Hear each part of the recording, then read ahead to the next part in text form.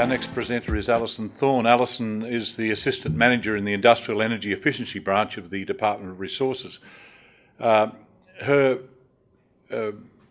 branch administers the Energy Efficiency Opportunities Program and with its associated capacity building and information activities to improve Australian industrial energy efficiency. Alison's parents do follow her career very closely because in her work, because Dad's in the plastics manufacturing area, Mum's in the TAFE system, so she's very much involved, from the cradle in all of this. Her address today is entitled Australian Government Energy Efficiency Initiatives. Would you make a welcome, Alison Thorn?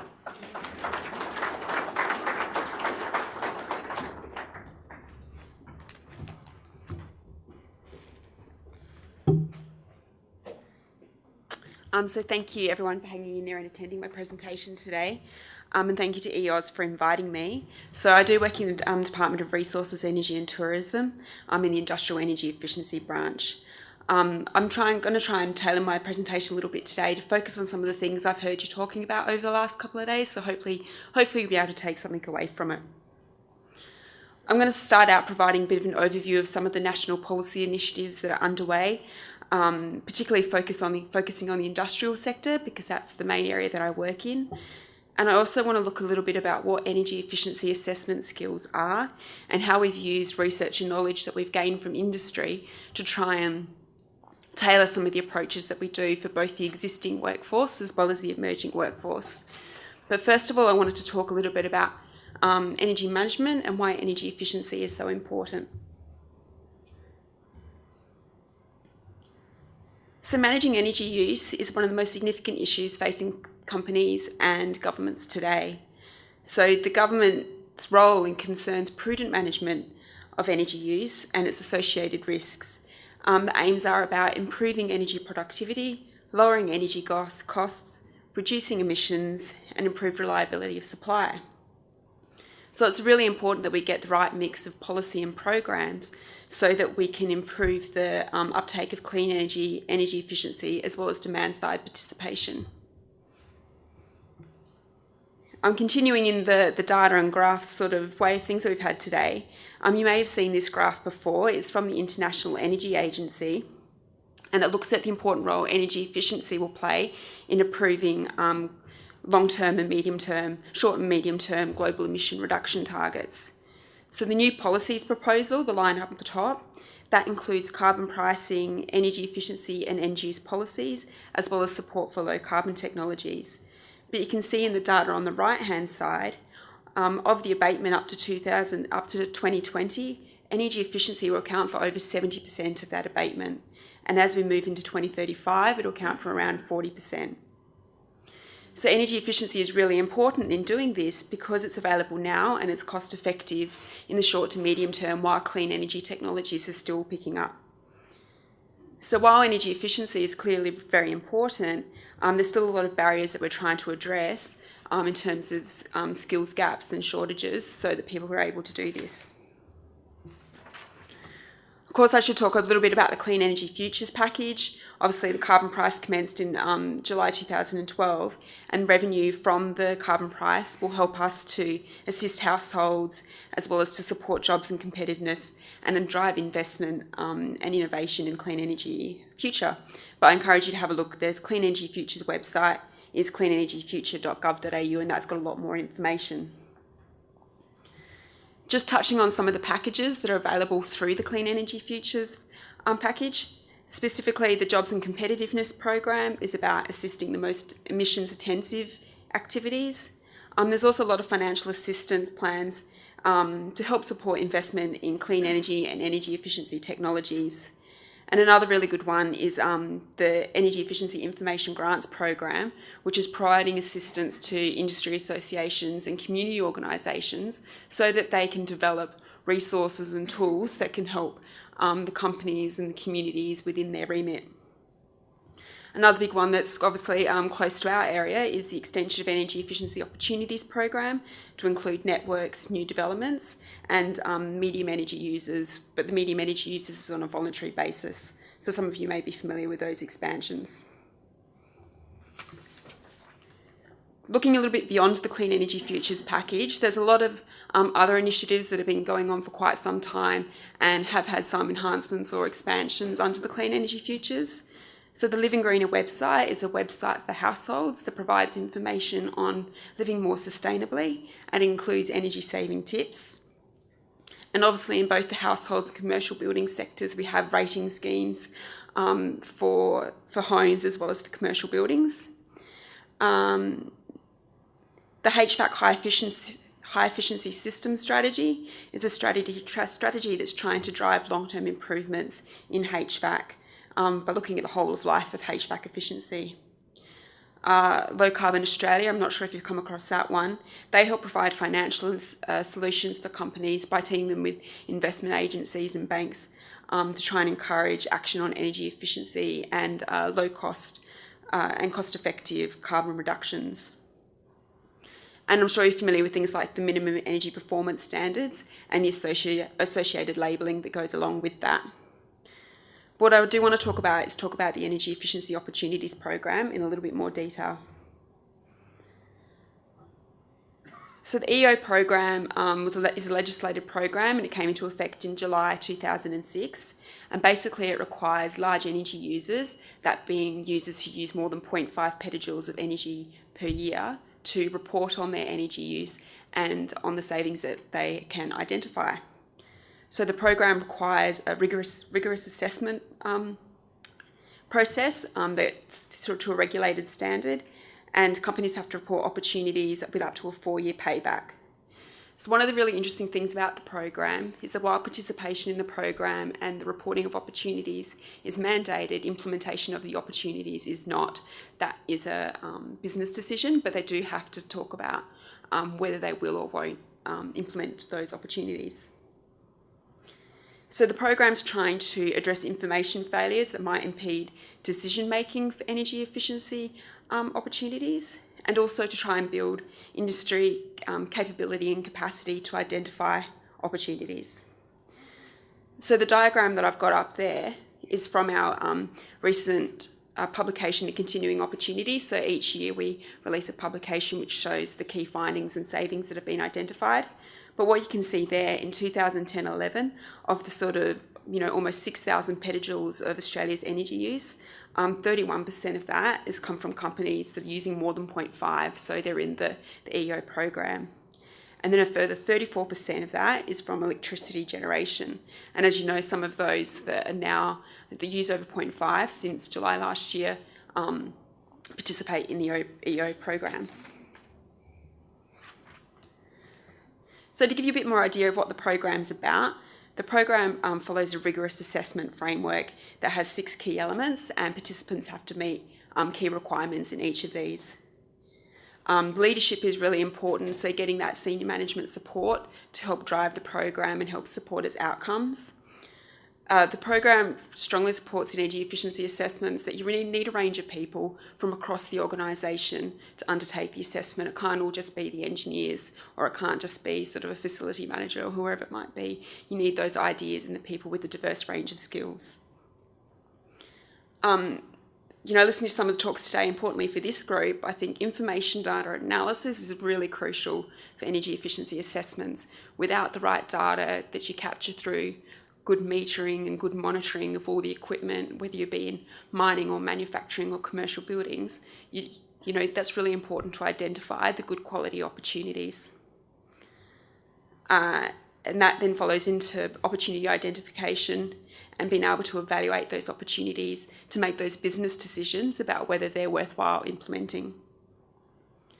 Communicating outcomes is also really important. So companies have to report publicly about the opportunities they identify, as well as some government reporting. Just a bit of a snapshot of our most recent Continuing Opportunities report. As you can see there, in 2010-11, 164.2 petajoules of energy savings were identified by companies participating in the EO program. And of these, 88.8 petajoules were identified as savings that they would adopt or intend to adopt. So in other terms of what that means, this is about 5.4% of the assessed energy use, and it equates to around $800 million of savings per year and 1.5% of Australia's greenhouse gas emissions. Sort of getting out the detail of the program for a minute, we develop really close relationships with industry through the program, and it provides us with an opportunity to understand what some of their key challenges are. So a couple of years ago, we undertook some research to look at what are the skills that are required to undertake energy efficiency assessments. We consulted with EEO companies as well as energy service providers, industry associations, education providers, and EEOs was part of that consultation process. So I just want to provide a little bit of background about some of the findings of that research so that you can sort of see why we've sort of taken the direction we have with some of our initiatives. So some of the key gaps that were found in terms of skills for energy efficiency assessments were data capture and analysis, being able to develop business cases for energy efficiency projects to get them across the line with senior managers, as well as how to integrate energy efficiency into the normal business operation so it becomes part of the day-to-day business rather than an add-on activity. Some other really interesting things we found was about how people like to acquire these skills within the companies. So on-the-job learning and workshops were identified as being really important because companies want to be able to train people where they were rather than sending them off site on vet courses for a period of time. We also found that there was a demand for a database of resources so people can understand what training opportunities are actually out there for their employees. So this led to recommendations in two main areas, around supporting the existing workforce and around increasing the skills pace of the emerging workforce. Just looking at the functional skills for a little bit, so we identified 33 functional skills for energy efficiency assessment, and they fell under the 6 categories that you see up there. So, and these you'll see they align with the assessment framework for the EEO program. So project planning and management, communication planning and implementation, understanding energy use, identifying potential opportunities, decision making, and monitoring investigation. I've brought with me these handouts here, and I'll put them up the back of the room after my presentation, but basically it details each of those 34 skills in detail so you can have a look at that. So looking at some of the initiatives that are underway, one thing to support the existing workforce is reviewing the Australia-New Zealand Energy Audit Standard. So the audit standard's been around for a little while and it's not really as useful in its current form, I think, to address the way the audits need to be undertaken. So we're reviewing that audit with Standards Australia to try and make it more effective and more applicable to a range of different sectors, depending on the stages they're at and the type of audits they need to do. The Energy Efficiency Opportunities Program is really important in terms of its capacity building mechanisms that it provides. I'm not sure if any of you may have participated in them before, but we undertake national workshops every 12 to 18 months. And so we have 1 to 2 days, and we have a lot of sort of government presentations, as well as a lot of EEO companies from industry coming to talk about their experiences in the program and the benefits they've gained from it. We produce a lot of guidance materials for companies as well, a lot of case studies and how-to guides, that type of thing. And we have industry support officers in the team, so EEO companies are each assigned an industry support officer who can help take them through the program and understand its requirements. The last one I want to talk about is the Energy Efficiency Exchange website, which is one that I'm quite close to because it's one that I work specifically on. So we launched the Energy Efficiency Exchange website, or EEX, in March of this year, and it's a joint initiative of Australian state and territory governments. So the EEX website has been around for a little while effectively. Originally it came out in about 2007, but it was embedded in our department's website. So it really wasn't achieving all that it could achieve, and it wasn't really meeting the needs of industry. So we did a lot of user research and completely redesigned the website, took it off the website and produced, this is a snapshot of our homepage. And we added a whole heap of new information to the website to really try and bring tools together to make the research job of identifying opportunities a whole lot easier for companies. It's got national information, information from state and territory governments, as well as a lot of international information as well. Just going through a few snapshots of some of our pages. It's aimed at medium energy users, so while we think EEO companies will get benefits from it, sort of the companies that are using more around 0.1 petajoules of energy, who perhaps aren't quite on board yet with the importance of energy efficiency, can get a good start in finding out about it. So we have information there on the strategic case for energy management about why energy efficiency is so important. And that includes information on energy procurement and demand-side practices. So we produced, there's a guide within this section on energy procurement that sort of helps take things back to basics for companies that perhaps don't understand how the energy market operates, tells them about how their energy bill is priced, and gives them information to help them understand where there's room for negotiation with their supplier. And also lots of tips about demand-side opportunities as well. So we've also developed a guidance on business case and beyond in response to the need that people need help in getting buy-in from their senior managers. So it provides a lot of tools and information and case studies that companies can use to help develop their business case when they've got an energy efficiency project on the books. Another huge area of our site is our sector and technology pages. So these each outline for a number of sectors and technologies the case for energy efficiency, why it's important for that technology or for that sector. We link to a range of information of different resources that have been produced, and we identify quite a lot of opportunities that there are, the key opportunities in that sector. So this is an area of the site that will keep expanding, so we'll add more content to the existing sectors and technologies, and we'll add more sectors and technologies based on the feedback that we get of where there's perhaps a need and a demand for information. So for interesting, for some of the other ones we've got up there's HVAC, we also have motors, pumps and fans, compressed air, process heat, and we're in the process of adding energy management system technology page as well, and waste heat recovery. Obviously, I went over some of the programs that the government has, but can understand that it's totally confusing that there's so much information out there and it's not really clear who is responsible for what and where it all comes from.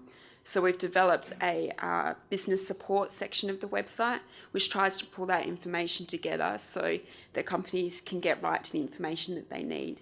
And that includes information on funding options, so finding out about where is there grants available, what are the opportunities for loan financing to implement projects, and what are some of the tax incentives that there might be for that.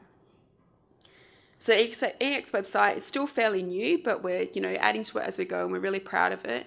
We do have a subscription service for the website because we add a lot of news and content quite regularly. So I encourage you to subscribe to the website so that you can find out when we add new information. In terms of the emerging workforce, I think some of the things that I was going to talk about here, we have talked about today already. So the government support through the Clean Energy and Other Skills package to assist industry skills councils, which we sort of talked about yesterday.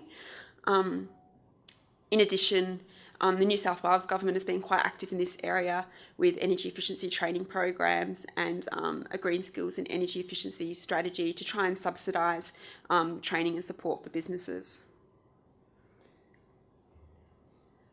Being involved in the industrial sector, the higher education is really important for us because, sometimes it's the people with those higher level of skills that we need to try and address. So one of our key focuses has been trying to embed energy efficiency skills into the engineering curricula. So for anyone that's involved with the higher education sector, it's been quite a feat for us to understand it in the first place, but also understand how can we get into it. So we've formed an advisory group with engineering academics to give us advice. And basically the track we're going down is trying to develop some resources that lecturers can use to embed it within their existing courses rather than developing whole new modules. We're working quite closely with the Department of Innovation in a number of these areas, and quite closely with Engineers Australia as well. So, we already talked this morning Robin talked about the Australian Workforce and Productivity Agency, the work that's being done there. And another area that we're working on is developing a website to try and bring all that information on energy efficiency courses and resources available. And the idea of it is it's not just for students to find information, but it's also a spot where teachers and course lecturers can go to find energy efficiency resources that they can use in their training courses. So this website we're working on will be a sub-site of sustainability.edu.au, and it should be launched early next year. So that's the main things that I wanted to cover. I hope, I think it's listening over the last couple of days, I think suddenly talking about energy efficiency seemed sort of a little bit out of the blue, but I think it, it really related to a lot of the things that have been talked about over the last couple of days, and thinking about those energy efficiency skills and how they can be embedded in training into the future. So I encourage you to have a look at the websites that I've had a look at, and they should help provide you more information on any of the programs. Thank you.